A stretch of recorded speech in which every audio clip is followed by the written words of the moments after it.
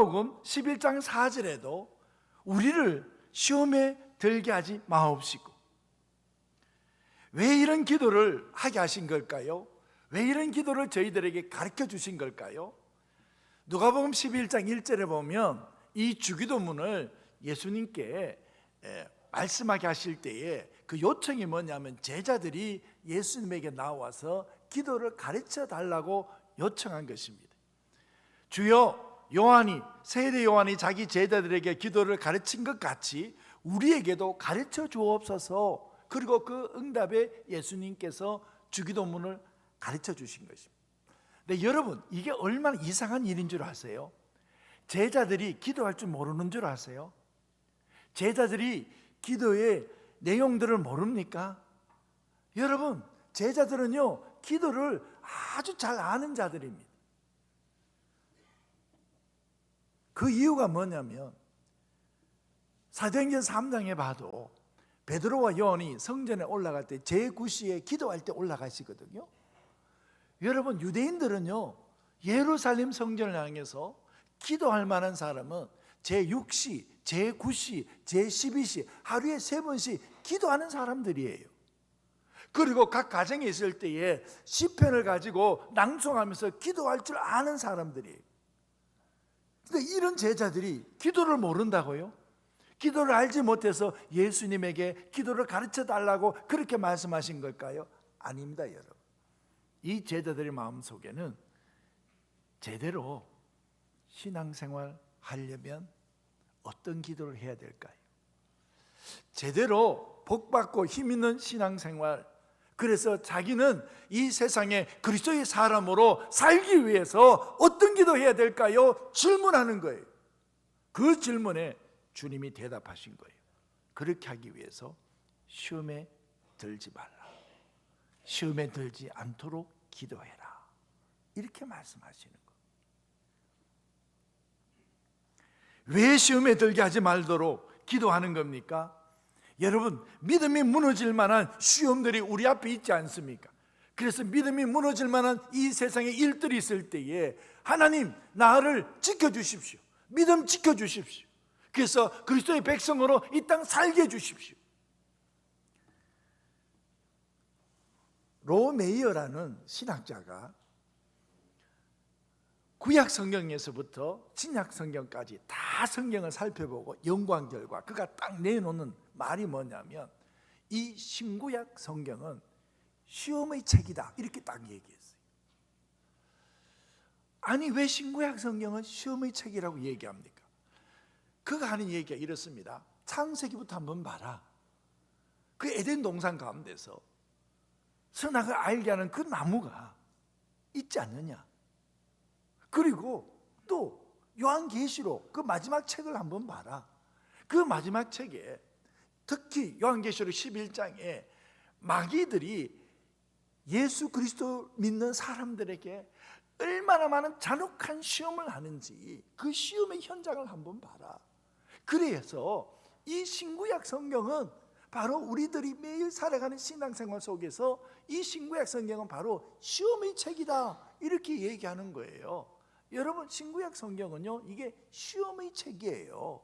그러니까 여러분, 이것이 우리의 시험이 우리의 인생 가운데서 동떨어져 있지 않다는 거예요. 가만히 보니 사람을 무너뜨리려고 하나님에게서 멀어지려고 하는 시험거리가 많은 세상입니다.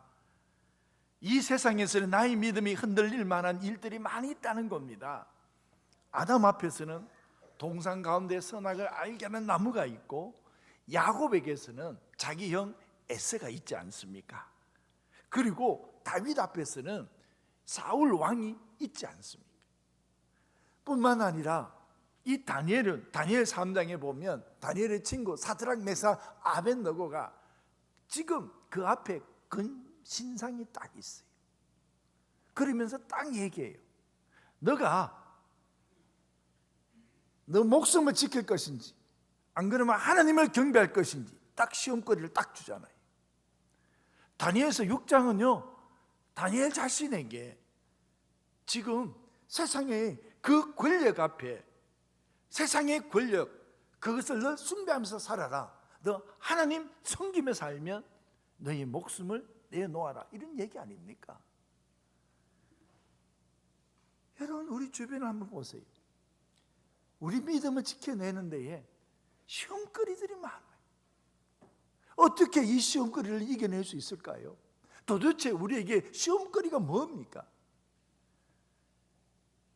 여러분, 그 첫 번째로 우리의 시험거리가 뭐냐, 시험의 내용이 뭐냐라고 물을 때에 우리는요, 너무나 분명하게 시험이 뭔지를 딱 보여주는 게 있습니다. 그게 바로 예수님께서 마귀에게 광야에서 시험을 받을 때에 그 시험의 내용이 딱 대표적입니다. 여러분, 그 첫 번째가 보면 마태복음 4장 3절이 이렇습니다. 너가 만일 하나님의 아들이거든 명하여 이 돌들로 떡떡이 되게 하라. 이런 유혹 딱 받잖아요. 이런 시험거리 딱 있잖아요. 이스라엘 백성들은 광야에서 늘 실패했어요. 배가 고프면 원망하고, 물이 없으면 불평하고, 고기가 없으면 애굽을 그리워하면서 살았어요. 그럴 때마다 이 시험거리가 늘 그들 눈앞에 나타났어요. 여러분, 광야에서 겪는 배고픔이 그들에게 시험거리였어요. 먹지 못할까 봐 두려워해요. 여러분, 오늘날 왜 이게 우리의 시험거리인 줄 아세요? 우리의 진짜 문제는 뭡니까? 배고픔 자체가 문제가 아니잖아요. 그 배고픔 앞에서 너 믿음을 어디에다 둘 것이냐 하는 얘기잖아요. 진짜 문제는 배고픔 자체가 아니지 않습니까? 세상이 우리들에게 이렇게 얘기를 해요. 너 일단 살아남아. 살아나야 무슨 일이든 하지. 너 살기 위해서 너 양식이 있어야 돼. 너 먹을 것 있어야 돼. 일단 너희는 먹을 것 먼저, 어떤 것보다도 먹을 것 먼저 챙겨. 이게 세상이 우리에게 하는 시험거리예요. 여러분, 우리는 거기에 대해서 어떻게 얘기합니까? 가장 소중한 것이 무엇이라고 그들에게 대답할 겁니까? 이게 우리 시험거리예요. 두 번째는 마태복음 4장 6절에 있어요. 너가 만일 하나님의 아들이거든 성전 꼭대기에서 뛰어내리라는 거예요. 여러분, 이 세상은요, 내 뜻대로 움직여지지 않아요. 우리들이 질병이 있고 가난한 문제, 삶의 문제들이 부딪힐 때마다 내가 원하는 대로, 내 시간대로 하나님이 움직여지시기를 원하세요. 내가 당하는 여러 가지 문제들 앞에서 하나님의 백성들은 하나님의 일은 하나님의 방식으로 해야 되는데, 인간은요, 하나님의 능력을 가지고 자기 방식으로 문제를 해결하려고 그래요. 내가 해결하고픈 일이 있어요. 내가 건너가야 될 문제들이 있어요. 우리가 딱 이렇게 얘기해요. 하나님 능력이 있으시잖아요. 지금 기적을 베풀어 주세요. 하나님, 지금 나의 문제, 하나님 능력이 있으시잖아요. 지금 당장 내 문제 해결해 주세요. 하나님의 능력을 가지고 내 방식으로, 내 시간에, 내 뜻대로 사용하고 싶은 거예요. 이게 우리 시험거리 아닙니까? 하나님의 방식으로 하나님을 믿는 자에게는 하나님께서 원하시는 하나님의 뜻대로 하나님의 능력이 서여지기를 원하십니다. 근데 우리들은 하나님의 능력이 있다는 걸 알면서도 그 능력이 나의 방식으로 내 시간에 서여지기를 원하는 겁니다. 이게 시험거리입니다. 그러니까 예수님께서 마귀를 보고 하나님을 시험하지 말라 이렇게 딱 얘기하잖아요. 그 다음 세 번째는 이 유혹이 가장 노골적입니다. 마태복음 4장 9절에 보면 천하만국을 보여주면서 만일 내게 엎드려 경배하면 이 모든 것을 너에게 주리라 이렇게 말씀합니다. 이렇게 마귀가 유혹을 해요. 이게 뭔 줄 아세요? 고난 없는 영광, 십자가 없는 왕관, 순종 없는 성공, 이거 가지라는 겁니다. 여러분, 많은 사람들에게 당신은 왜 신앙생활 합니까? 라고 묻는다 그러면 나는 신앙생활하는 이유는 세상의 형통을 원합니다, 이렇게 말하는 사람들 많아요. 당신은 왜 신앙생활 합니까? 라고 묻는다 그러면 많은 사람들이 이 세상에 복을 받기를 원합니다, 이렇게 생각하는 사람들 많아요. 마귀는 예수님에게 제안하는 거예요. 세상 만국을 다 보여주고 그 영광을 보여주면서 너 십자가 지지 말고, 너 십자가에 피 흘리지 말고 사람의 영광을 받으라는 겁니다. 십자가 고통 없이 세상의 영광을 누리라는 겁니다. 그러면서 딱 하나 하는 얘기가 뭔 줄 아세요? 경배의 대상을 바꿔. 하나님 경배하지 말고 나를 섬겨, 나에게 절을 해. 이게 딱 얘기하는 거예요.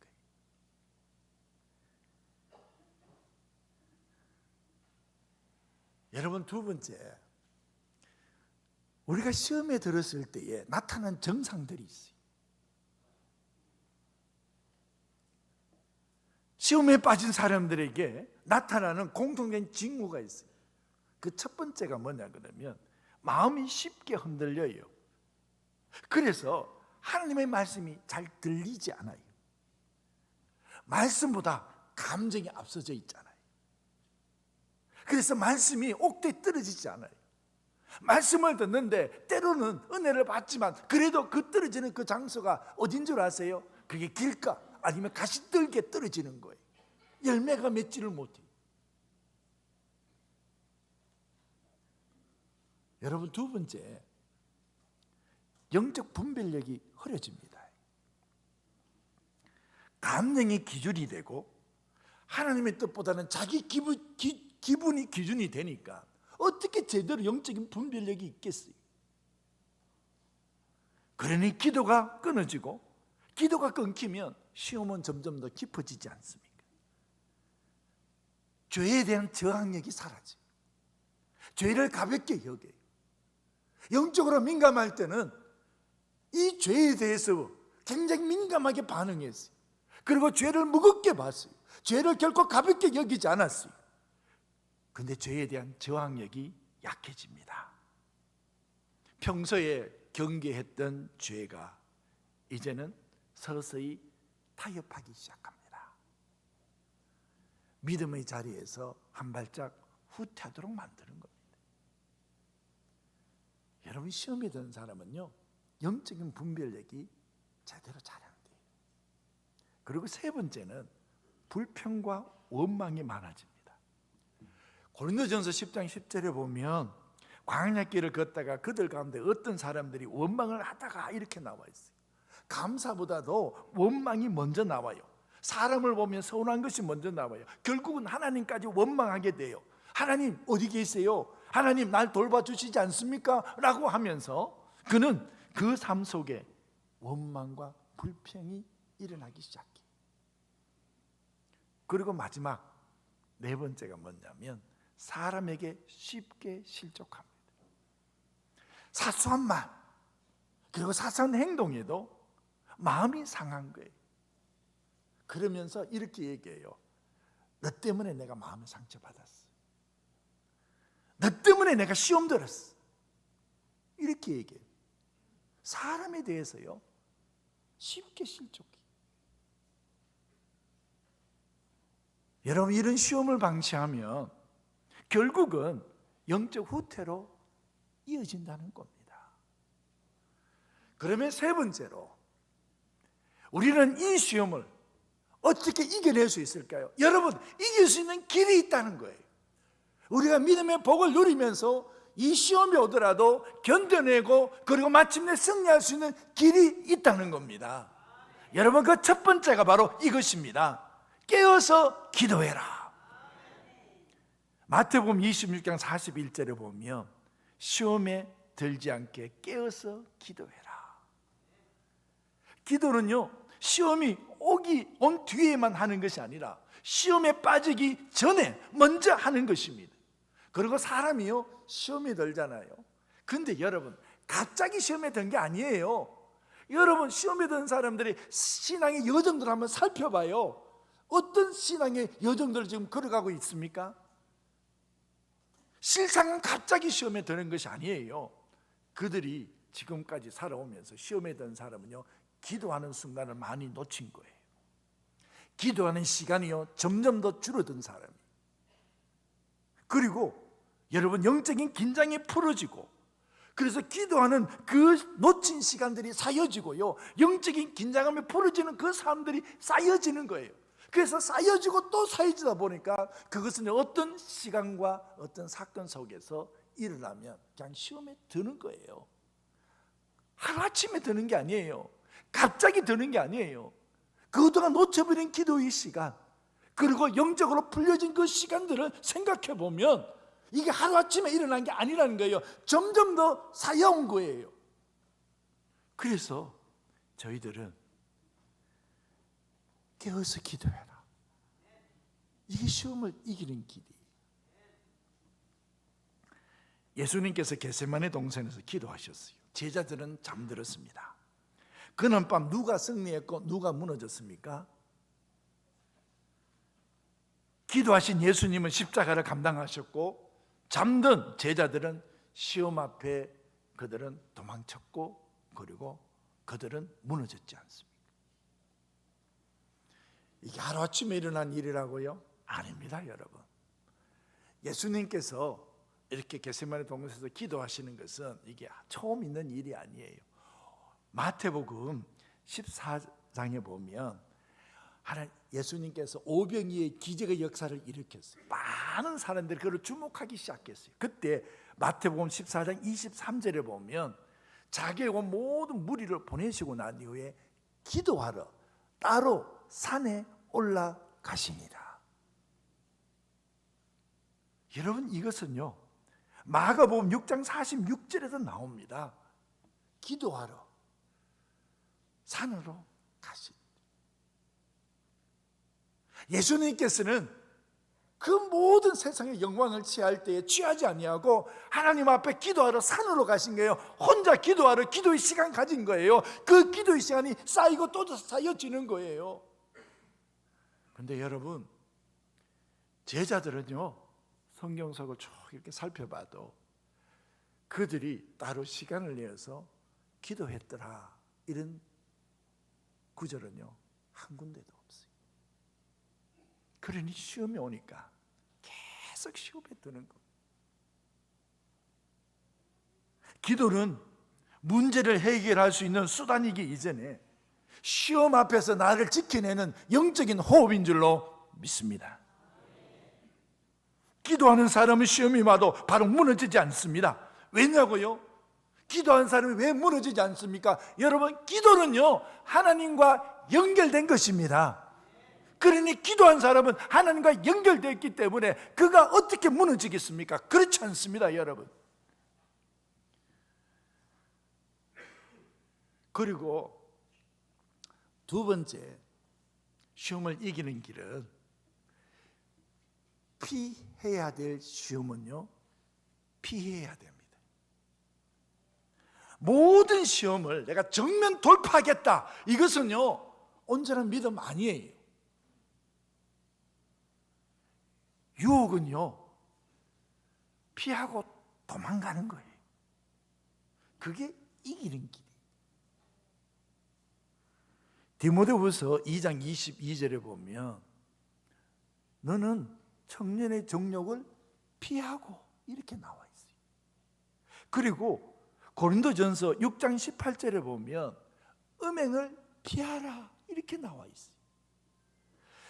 창세기 39장 12절에 보면 요셉이 보디발 아내의 그 요청에 동침하자 이렇게 했을 때에 그는 12절에 보면 그 여인은 그의 옷을 잡고 이르되 나와 동침하자. 그러나 요셉이 자기 옷을 그 여인의 손에 버려두고 밖으로 나갔다 그랬어요. 13절에 보니까 이렇게 나와 있어요. 그 여인이 요셉이 그의 옷을 자기 손에 버려두고 도망하여 나감을 보고, 이렇게 나와 있어요. 여러분, 정욕의 문제와 유혹의 문제는요, 정면을 한번 부딪혀보자, 이런 것은 어리석은 일이에요. 여러분, 시험을 이기는 길 가운데서 이 정욕의 문제는 피하여 도망가는 것이 상책인 줄로 믿습니다. 이게 이기는 길이에요. 그리고 세 번째로 시험을 이기는 길이 뭐냐면 신실하신 하나님을 믿는 겁니다. 우리는 자신의 연약함을 인정해야 됩니다. 시험을 이길 때에 나는 괜찮아 이렇게 말하는 것이 아니라 나는 약합니다 이렇게 고백하는 거예요. 여러분, 신앙이라는 것은 자기 확신이 아니에요. 신앙은요, 자기 확신이 아니고 하나님을 의지하는 것입니다. 하나님께서는 시험을 피할 길을 주신다고 말씀하셨습니다. 그리고 감당하지 못할 시험 당함이 없다라고 말씀하셨어요. 그래서 고린도전서 10장 13절에 보면 이렇게 말씀하세요. 오직 하나님은 미쁘사 이렇게 나왔어요. 그래서 사람이 감당할 시험 밖에는 너희가 당할 것이 없다 그렇게 얘기했어요. 너희가 감당하지 못할 시험 당함을 허락하지 않는다고 말씀하십니다. 시험이 오면 내가 이거 감당할 수 있어. 하나님은 미쁘시기 때문에 우리에게 감당하지 못할 시험 주시지 않아. 충분히 감당하고 남아. 여러분, 하나님의 미쁘심을 믿을 수 있기를 축복합니다. 그리고 시험이 올 때에 하나님께서는 또 피할 길을 주신다고 그러셨어요.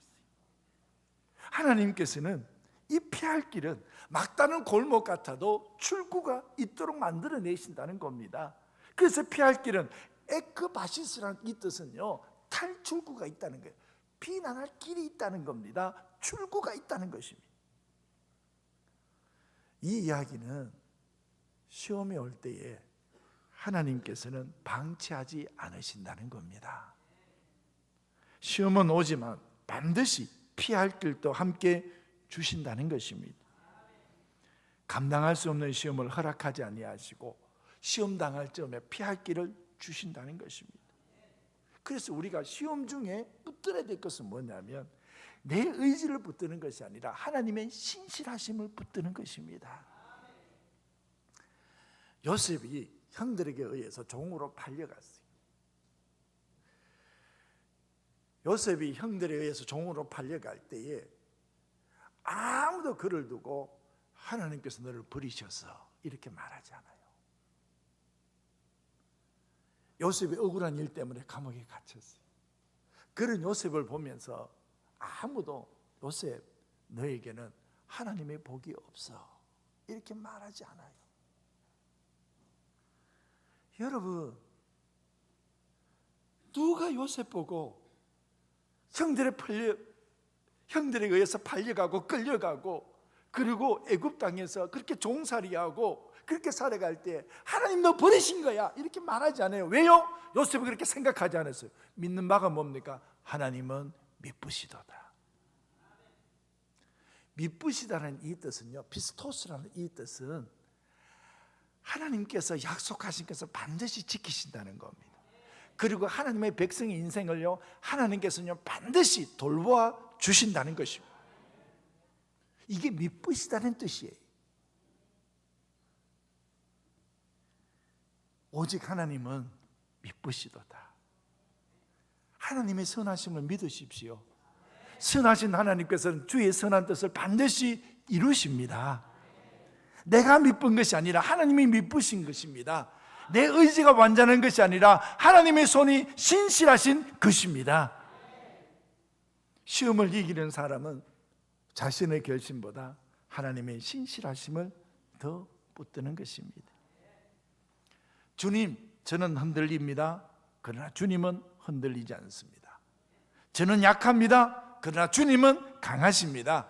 저는 넘어질 수 있습니다. 그러나 주님은 붙드실 수 있습니다.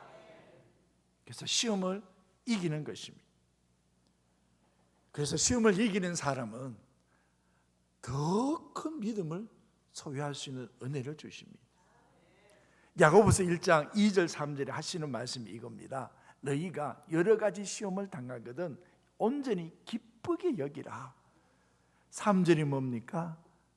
이는 너희 믿음의 시련이 인내를 만들어내는 줄 너희가 알미라. 하나님의 신실하심을 믿고 시험을 이겨내면 너희가 이 시험을 이기는 동안 큰 믿음을 가지게 될 것이다 이렇게 말씀하시는 겁니다. 제가 이제 말씀을 맺습니다. 예수님께서 신앙생활을 복되고 힘있게 하기 위해서는 이렇게 기도해라. 시험에 들지 말게 하옵소서.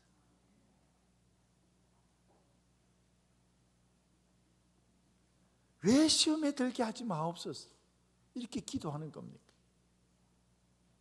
하나님, 누구보다도 이 세상 살아갈 때 시험거리가 많지만 나는 하나님의 백성으로 살고 싶어요. 이 세상에 수많은 시험거리가 있더라도 나는 끝까지 하나님의 사람으로 살고 싶습니다. 이 영적인 갈망이 그 기도예요. 이 영적인 갈망 때문에 우리는 오늘도 기도하는 겁니다. 하나님, 우리를 시험에 들게 하지 마옵소서. 유혹에 빠지지 않게 하시고 끝까지 승리하게 하여 주시옵소서. 하나님께서 시험을 이기는 자에게 상급을 주시는 겁니다. 베드로전서 1장 6절 7절에 보면 이렇게 나옵니다. 여러 가지 시험으로 말미암아 잠깐 근심하게 되지 않을 수 없으나 오히려 크게 기뻐하는도다. 7절이 이겁니다. 예수 그리스도께서 나타나실 때에 칭찬과 영광과 존귀를 얻게 될 것이다.